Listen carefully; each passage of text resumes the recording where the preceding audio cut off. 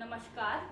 राग भिन्न षडज के पिछले एपिसोड में आप सबके समक्ष उस राग का परिचय और एक छोटा ख्याल को प्रस्तुत किया था। इस एपिसोड में आप सबके समक्ष एक छोटा ख्याल को प्रस्तुत करने जा रही हूँ एक नई बंदिश के साथ। इसके स्थाई के बोल हैं, भेद न पायो सात सुरन में एक सुर मनाओ। इसके अंतरे के बोल हैं, सप्त सुरन की करो कृपा मुँह पे, इन चरणन पर वारी वारी वारी जाऊं। तो आइए प्रस्तुत है राग भिन्न षडज का ये छोटा ख्याल।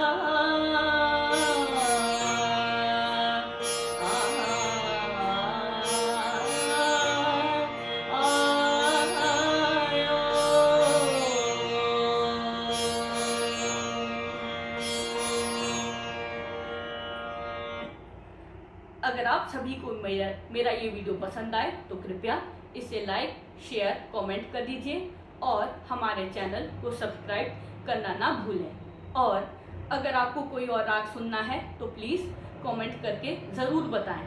धन्यवाद।